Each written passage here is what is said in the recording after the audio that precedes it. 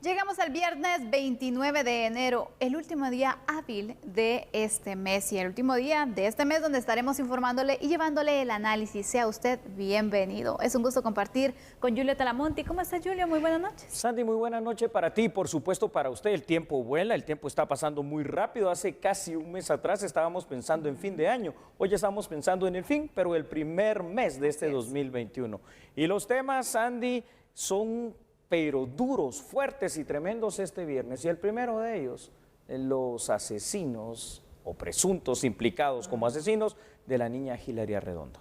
¿Qué ha pasado con este caso? Iniciamos con la información, analizaremos desde la parte legal y social, bueno, las consecuencias también de la misma. Perfecto. Veamos entonces la siguiente información.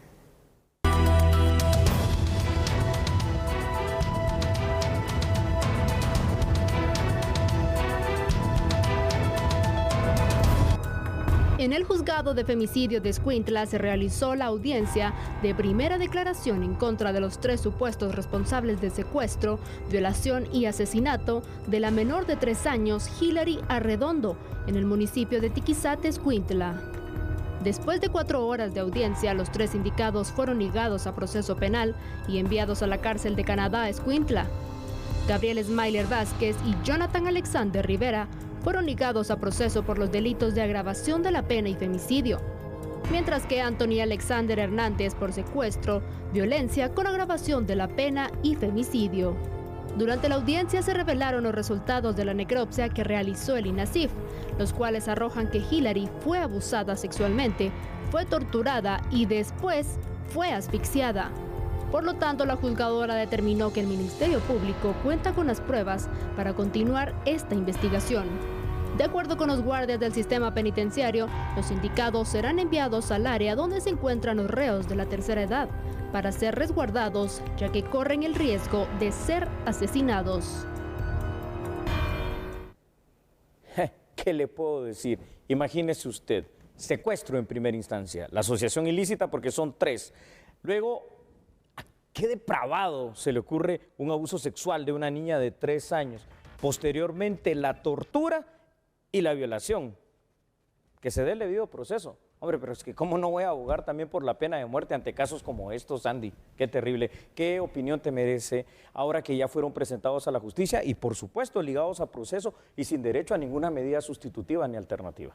Sabemos que toda persona tiene el derecho de la presunción de inocencia, pero al ver esas declaraciones de algunos de los presuntos asesinos, Julio, la frialdad con la que confiesan un crimen de una niña de tan solo 3 años, es que nadie merece morir, pero una niña a sus 3 años, Julio, donde no le ha hecho absolutamente nada a nadie, Correcto. que muera de esta forma, es indignante, te diría. Es que ya no hay un calificativo. Delincuentes, por supuesto, depravados, locos, monstruos, o sea, ya no sabemos ni cómo llamarles. Ahora, hay que ver cuál es el futuro legal de estas personas, si es que se les puede llamar personas, ¿no? Porque más parecen animales con esta situación. Bueno, pues entonces veámoslo y empecemos con algunos datos que hemos preparado para el efecto. Por favor, usted los tiene ahí en pantalla, acompáñenos. Este caso ha sido algo que ha conmocionado a la sociedad guatemalteca. Recordemos que Hilary Saraí Arredondo de León contaba con solo 3 años de edad y desapareció el pasado 17 de enero en la colonia El Milagro en Tiquizate, Escuintla.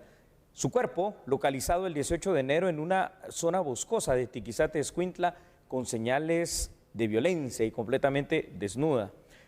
3 son los sospechosos, entre comillas sospechosos, ¿verdad?, de secuestrar y de asesinar a Hilary Arredondo. Fueron capturados el 19 de enero. Ellos son Anthony Alexander Hernández Canel, de 19 años, alias Agapito, Jonathan Rivera Morales, de 23 años, alias El Cristian, y Gabriel Smiler Vázquez Marroquín, de 20 años, alias El Smiler. Repito, una vez más, ya solo con el hecho de tener unos alias, vemos que es evidente que pertenecen a una organización delincuencial, muy probablemente inclusive al tema de una clica de cualquiera de las 2 maras, y ante esta situación vuelvo a pedir públicamente la exigencia tanto al Poder Ejecutivo, Judicial y sobre todo el Legislativo, de que se haga la consulta popular, que el pueblo de Guatemala decida sí o no para la aplicación de pena de muerte en casos tan terribles como estos, porque aquí no podemos hablar de rehabilitación y de reinserción social de estos sujetos que no respetaron a nadie, en este caso, como tú bien dijiste, a una pequeña niña de 3 años que no le debía nada a ninguno. Julio, este caso ha desatado la ira, ha desatado también la indignación, te diría, de todo un país, de todo un departamento, y sobre todo ha hecho que nuevamente entonces se pida eso, la aplicación de la pena de muerte. Correcto. Y ha hecho también que el trabajo desde el Congreso de la República se empiece a reactivar con presentaciones de ley, de iniciativas de ley como la castración, la química, la quirúrgica. Opciones están resultando derivado de esta situación, este caso que ha impactado de gran manera, y otros que también durante este mes se han registrado. Y es que ve, cuando vemos las estadísticas, Julio, que indican que al menos 60 menores de edad han fallecido producto de hechos violentos solo durante este mes. Que no ha acabado. Imagínate, es preocupante.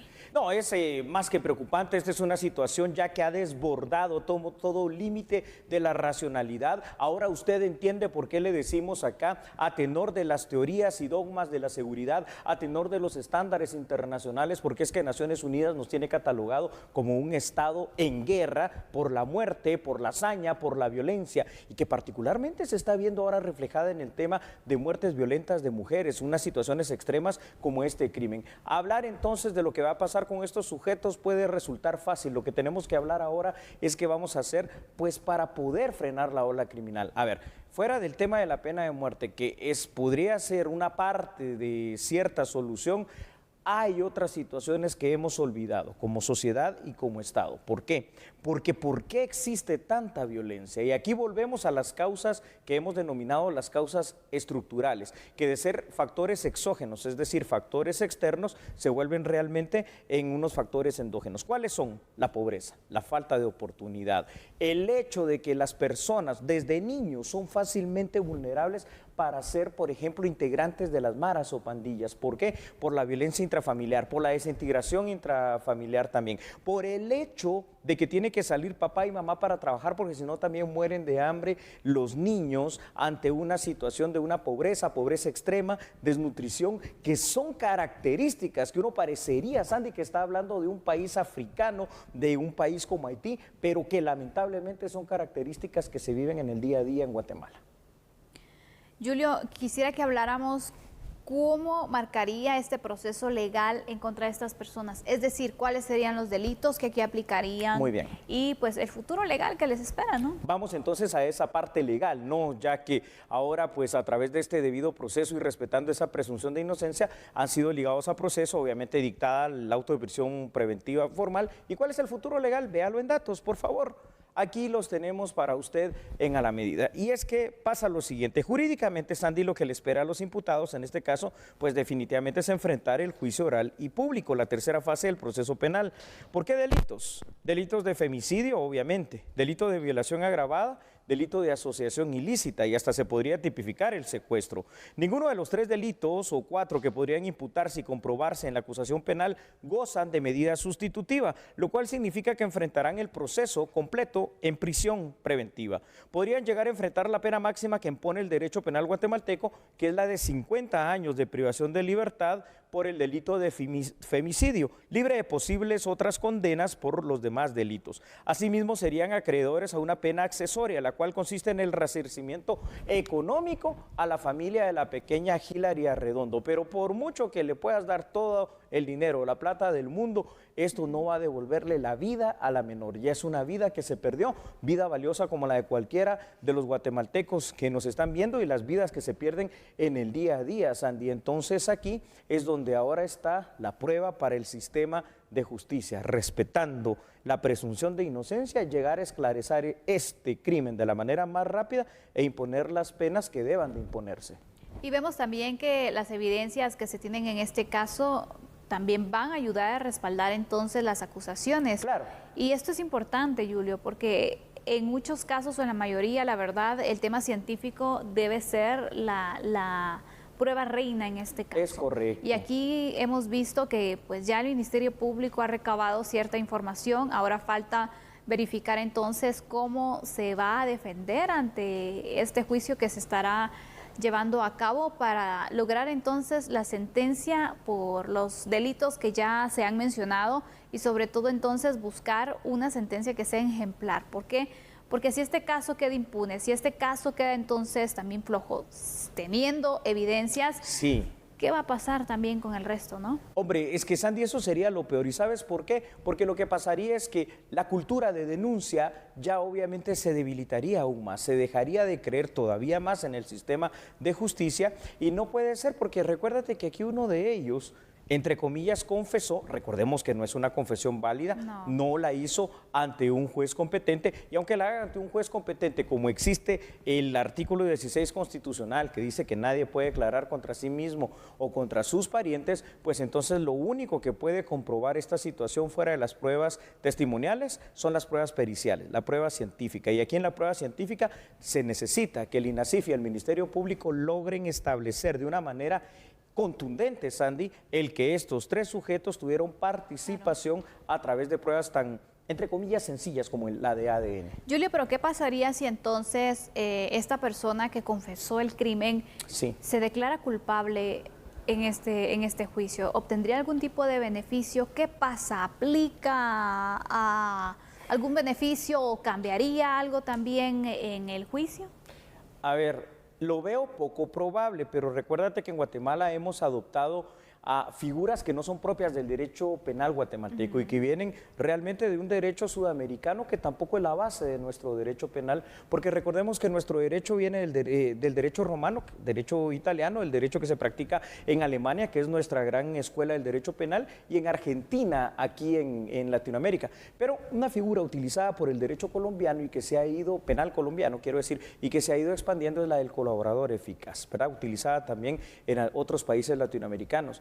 Y a través de esto dice que si uno de los miembros de la estructura criminal, que no sea el jefe, puede brindar información que ayude a esclarecer el crimen, la forma, cómo, el por qué, cuándo, ¿verdad? Preguntas básicas, fundamentales para todo caso penal, entonces puede gozar de alguna forma también de alguna medida o de alguna pena menor. Esto esperemos que por mucho que haya alguna colaboración, confesión o como que le quieras llamar, tampoco se vaya a dar bajo esta figura. Particularmente creo que esto no va a pasar, porque esto sí demeritaría completamente y pondría por los suelos la credibilidad del sistema de justicia. Cuando planteamos el tema y también distintas entidades, especialmente los padres de Hillary que solicitaron la reactivación de la pena de muerte, Julio, que hay muchos puntos que analizar entonces ante estos casos, que hablábamos los procedimientos que se seguirían, pero Julio, cuando por ejemplo se reactiva una pena de muerte, tomando en consideración situaciones como estas, exactamente, ya sea porque se renuncia al Pacto San José.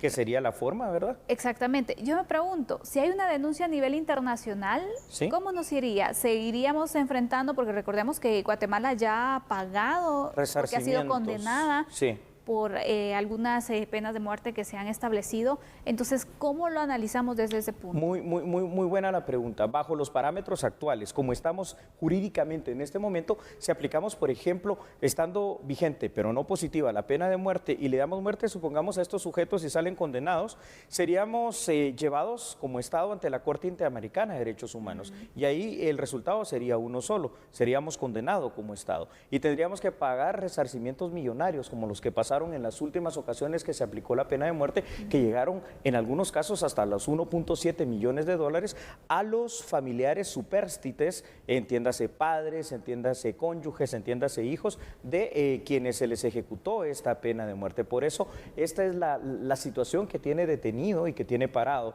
la aplicación, la positividad de la pena de muerte. Concretamente, si usted lo quiere investigar, es el Pacto de San José, la Declaración Americana de los Derechos Humanos, en su artículo número 4, y le doy los acápites específicos, es el numeral 4.4 y 4.6, que obliga a los estados que estamos adscritos al Pacto de San José a conmutar. ¿Qué es conmutar, Sandy? Cambiar por la pena inmediatamente inferior. Pero en Guatemala la pena inmediatamente inferior a la pena de muerte es la de 50 años de privación de libertad, contando que no son 50 años calendario y que ya lo hemos explicado a la saciedad, más o menos 31 años de prisión de libertad. Pues mira, es que por mucho que sea la pena que se le vaya a aplicar, jamás se va a poder resarcir un daño tan grande, pero es momento ya de aplicar penas fuertes. Ayer que se hablaba del tema de la castración de cualquiera de las dos que se dé, incluso la quirúrgica, que bien, es una alternativa, pero es que aquí ya la castración, en mi criterio al menos, ¿verdad? Pensando en el tema de defender lo que es la seguridad y la vida del guatemalteco, ni eso sería suficiente. ¿Por qué? Porque estamos hablando de una niña de 3 años. ¿Sabes una cosa? El Estado de Guatemala fue benévolo con estos sujetos, porque el sistema penitenciario los puso en un lugar que es el anexo B de la zona 18, donde están las personas, digamos, de mayor edad. Porque si estos entran, perdón por la expresión de estos, a cualquier otro sector, de cualquier otra cárcel, lo primero que hacen ahí, fuera de pegarles, es violarlos a ellos también, si no es que los matan por la gravedad de los hechos. Por mucho que sean privados de libertad, los presos le tienen un odio, un asco y una repugnancia a quienes son violadores de niños. Julio, y aparte de eso, no tiene la posibilidad de tener una medida sustitutiva. Ninguna. Explícanos por qué. ¿Por qué? Porque los delitos graves, fíjate, Sandy, no tienen derecho a medidas sustitutivas. ¿Cuáles son los delitos graves? Aquellos que atentan contra la vida. Y aquí, imagínate, estamos hablando del plagio o secuestro. Estamos hablando de la violación, que en este caso es violación agravada porque es una niña de 3 años apenas. Estamos hablando, obviamente, del asesinato bajo una de las variantes hoy por hoy llamada en Guatemala femicidio, la muerte violenta de una mujer por cuestión de género, de hombre hacia mujer, en este caso a la niña de 3 años, con saña, con crueldad, con extrema violencia, pero muerte al fin. Entonces, bajo esos parámetros, estos 3 sujetos sociópatas, psicópatas y probablemente, qué sé yo, pedófilos, pederastas y violadores y no sé si asesinos en serie también, o lo que sean, habrá que sacar el perfil criminológico de ellos, no pueden andar sueltos en la calle porque no hay ninguna garantía que bajo una figura de medida sustitutiva no repliquen este hecho con cualquiera. Ahí está la explicación entonces de lo que ha pasado en el caso y también qué podría pasar, los futuros escenarios. Estaremos atentos al desarrollo de estas audiencias para verificar entonces qué pasa. ¿Son condenados? ¿Por cuántos delitos? ¿A cuántos años? ¿Cuál es la evidencia del Ministerio Público? ¿Cuál es el argumento? Bueno, veremos entonces en los próximos días. ¿Hacemos una pausa, Julio? Claro que sí, Sandy. Este tema ha puesto a pensar a toda la sociedad guatemalteca y en esta pausa que vamos a hacer, quiero recordarle algo, por favor. Nosotros a esta hora por TN23 somos A la Medida.